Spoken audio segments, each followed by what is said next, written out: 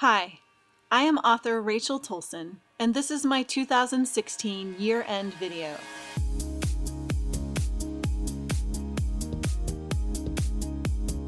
"2016 was a big year in the life of my business. Not only did I learn and grow in exciting and intentional ways as a writer, a mother, and a wife, but I also accomplished some really big goals that, honestly, I didn't think I'd mark off my list when the year first began. One of those goals was to write 2 million words. I originally made this goal not only because I wanted to have a reason for standing in front of my computer every day and writing for hours at a time, but I also wanted to challenge myself by making 2016 a content year. I wanted to build content on all of my different platforms and also, at the end of the year, have some complete bodies of work that I could revise into entertaining and educational products in 2017. My word count at the end of this year was more than 2.2 million words. That count was dispersed among more than 200 blogs for my 3 blogging platforms, text for my weekday video show, 7 final draft manuscripts, 9 rough draft manuscripts, and a stack of poetry notebooks. Those words will be curated into several books, both nonfiction and fiction, in the coming years. This year, I released 11 books in the Family on Purpose nonfiction series, a group of books that detail the year my family and I spent examining our family values. I also released the first 6 books in my Farrendale middle grade series in ebook, hardcover, and paperback formats. Farrendale was recently rebranded under a pen name because in August of this year, I finally secured an agent. Things can get a little tricky with traditional publishing.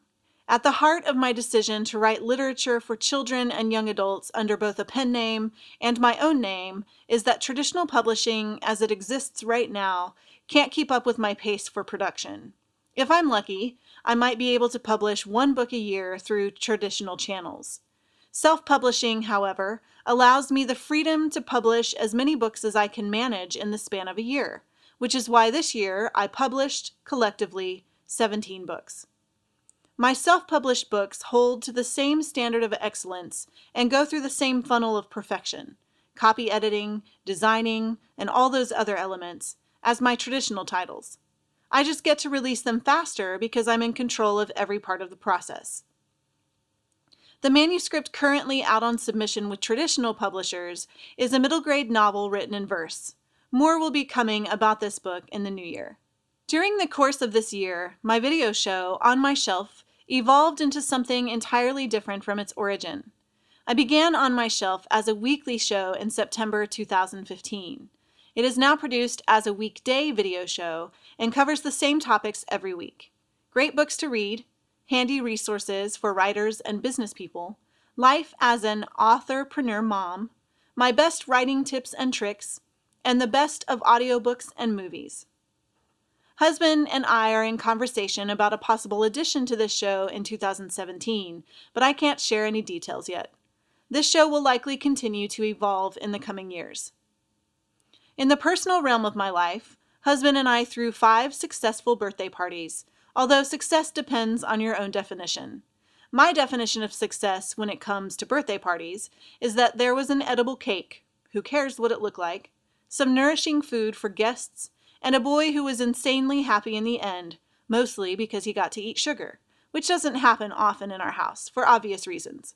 Sugar is just an invitation to literally bounce off the walls. If you've been around long, you know that this year we became parents of a 10-year-old, our first double-digit age in the house.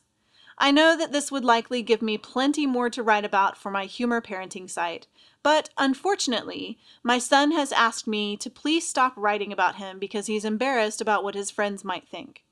So I've started the equivalent of a pen name for him. It's Smelly Armpits. I take a 2-week sabbatical at the end of every year to do some planning for the next year. So right now, at the moment you are watching this, I am likely standing in front of a whiteboard trying to put together the puzzle piece of my schedule.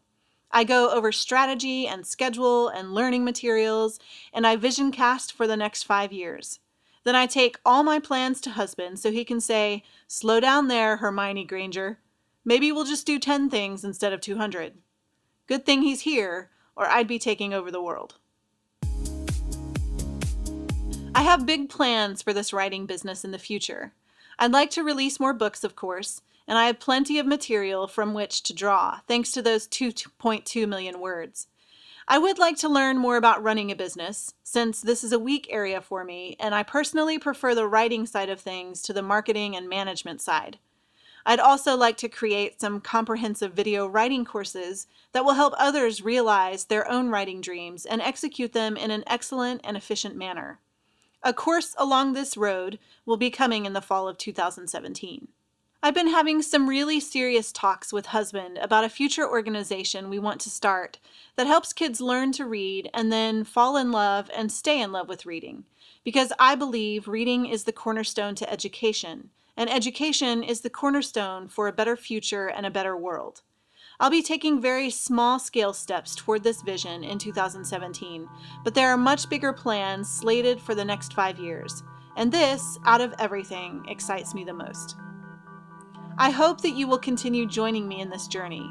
What an exciting and humbling one it is.